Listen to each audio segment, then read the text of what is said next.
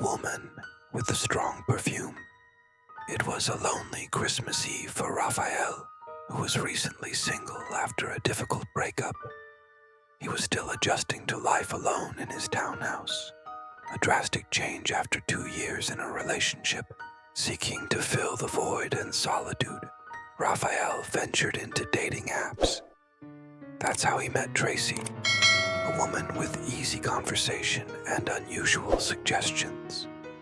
After a few days of exchanging messages, she proposed an unexpected idea, coming to Raphael's house to help him set up his Christmas tree. Despite his hesitation, he accepted, eager for some company on what now felt like such a desolate evening. Tracy arrived late, around 9:30 p.m. Raphael opened the door and was surprised. Tracy was taller than he had imagined, at least 5'11". She wore a strong, almost sickly perfume that didn't entirely mask a faint body odor.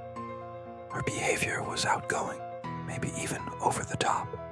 But Raphael, craving human interaction, ignored the first red flags. They opened a bottle of wine and started talking. Tracy seemed awkward, and at one point, she spilled red wine on Raphael's light blue sofa. He tried to remain calm, but the incident created an uncomfortable tension. Trying to change the mood, Raphael suggested they start assembling the Christmas tree. He explained that the artificial tree was stored in the attic and would be easier for 2 people to handle. Tracy agreed enthusiastically. As Raphael climbed up to the attic to retrieve the tree parts, he began to feel strange.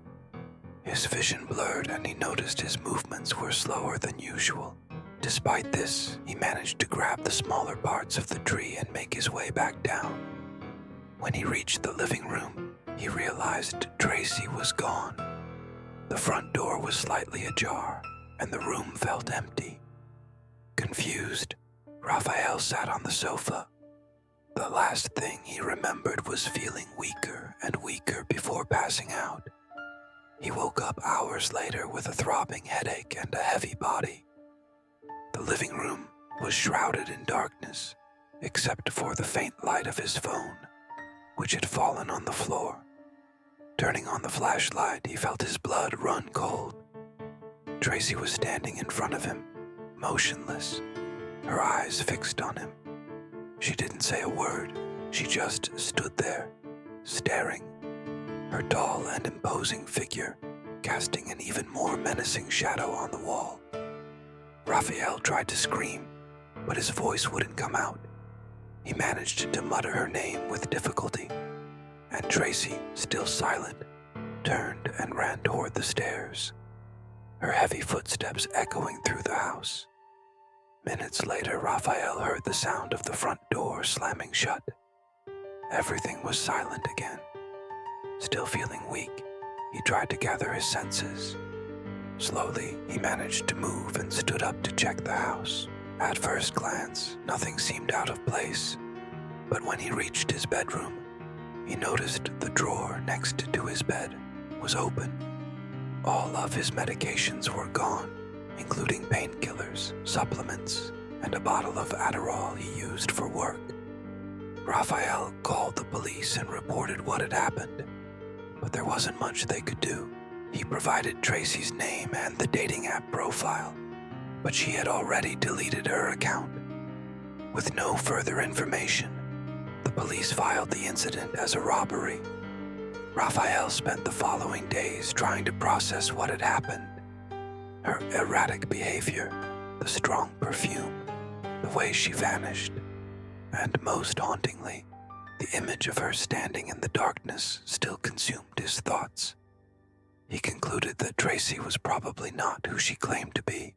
Perhaps she was a desperate woman struggling with addiction, or something even more sinister. Since that night, Raphael developed a deep mistrust of strangers.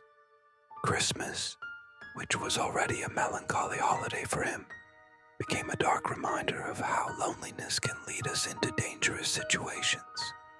Today, Years later, he still can't get into the Christmas spirit. The tree was never assembled that year, and Raphael often wonders what would have happened if he hadn't woken up that night. Tracy's silhouette, frozen in the dark, remains a memory that haunts him, a reminder that not all gifts come wrapped with good intentions. Santa Claus at the Wrong Door. In 1997, Sarah and Ruth, two Jewish sisters aged 7 and 4, were home on Christmas Eve.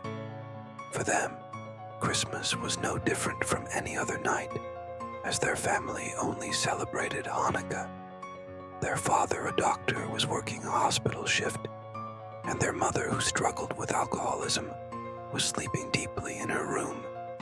The girls were used to fending for themselves on nights like these. But on that Christmas Eve, something happened that would change their lives forever. The two were watching TV in the living room when they heard a knock at the door. Sarah, being the older sister, got up to answer. Outside stood a man dressed as Santa Claus, holding a large sack and smiling. He waved to Sarah and asked her to open the door, saying he was there to deliver presents. Sarah thought it was strange. Why would Santa Claus come to their house when they were Jewish? Santa Claus doesn't exist, she said firmly. The man, however, insisted. He claimed he had decided to bring gifts to Jewish children that year because he thought it was unfair that only Christian kids received presents on Christmas. Despite his smile and seemingly friendly voice, something about the man's tone sent a chill down Sarah's spine. She told Ruth to call the police, but when her younger sister picked up the phone, she realized she didn't know how to explain the situation. When she finally managed to speak to the dispatcher, the woman on the line seemed confused and didn't take the call seriously. Desperate, the sisters were on their own. Meanwhile, the man outside began banging on the door more forcefully, shouting at them to let him in. He said he knew they were alone, and that if they didn't open the door, he would break it down. Thinking quickly, Sarah grabbed the Hanukkah candles and lit several of them at once. Her idea was simple and dangerous: to create enough smoke to trigger the house's fire alarm, believing it would summon the fire department. The plan worked. Within minutes, the alarm went off and a fire truck arrived. The man, however, did not flee. He ran up to the firefighters and began shouting that he was the girl's father, claiming he had forgotten his keys and needed them to break down the door to save his daughters from the fire. Inside, Sarah and Ruth began screaming, telling the firefighters he was an imposter. One of the firefighters, sensing the girls' desperation, asked them to explain what was happening. Sarah showed them the menorah and her kippah, explaining that they didn't celebrate Christmas and that the man was not their father. The firefighters confronted the man, who tried to flee but was restrained until the police arrived. When their father came home later that night, he was shocked and furious upon hearing what had happened. He thanked the firefighters for their quick action and confronted the girl's mother, who had slept soundly through the entire incident. Despite the trauma, Sarah and Ruth were safe. To this day, Sarah wonders what would have happened if they had opened the door for that man. She believes her presence of mind that night saved her life and her sister's. The incident reinforced her belief that danger can sometimes appear in the most unexpected disguises, even as a smiling Santa Claus, the stranger at the Christmas cabin. In December 2022, Lucas and Camilla decided to escape the hustle and bustle of the city and spend Christmas in an isolated cabin in the mountains. The idea seemed perfect: a peaceful retreat surrounded by snow, with a jacuzzi on the porch and cozy Christmas decorations. It would be the perfect Christmas to relax and create memories together. After a long and exhausting 4-hour drive, they arrived at the cabin at dusk. Their first impression was magical. Twinkling lights, a decorated Christmas tree, and the rich, woody scent that filled the air. The cabin felt like something out of a fairy tale, but the sense of tranquility soon began to unravel.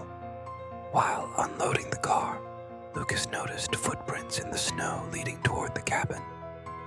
He mentioned it to Camilla, but they decided to ignore it, assuming it was from the owner or previous guests. After unpacking their bags and preparing a simple dinner, they heard a knock at the door. Lucas went to answer and was met by a strange, middle-aged man wearing worn-out clothes and an unsettling smile. "Hi, I'm Tom. I live nearby. If you need anything, just call me," said the man, pointing to a trail that disappeared into the forest.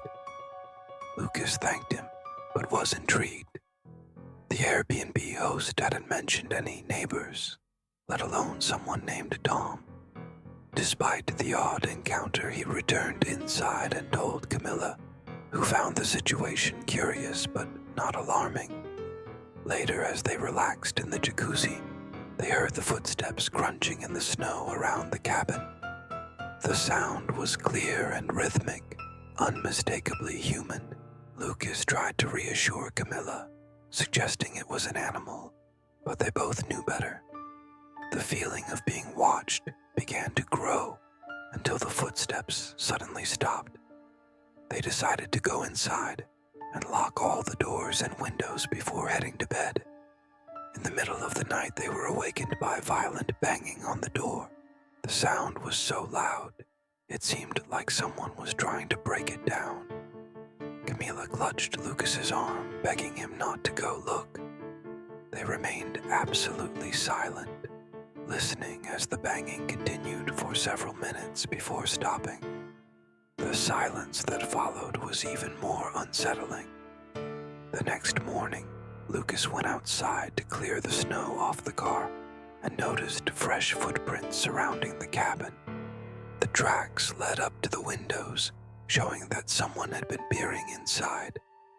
As he investigated, Tom appeared again, claiming he was there to check on the water heater. The explanation seemed forced, and Lucas became even more suspicious.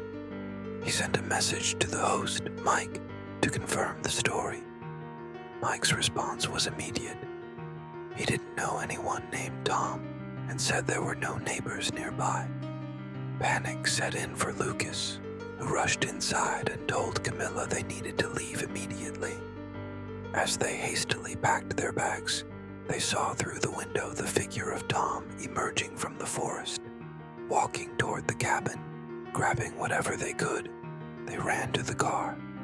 As they drove away on the snow-covered road, Lucas looked in the rearview mirror and saw Tom standing on the trail, watching them. The sight of the man, motionless in the snow, haunted Lucas for the rest of the drive. When they informed Mike, he contacted the police, who found no one on the property. However, the footprints around the cabin and the couple's account made it clear that something very wrong had happened. To this day, Lucas and Camilla wonder what Tom wanted and how close they had come to real danger.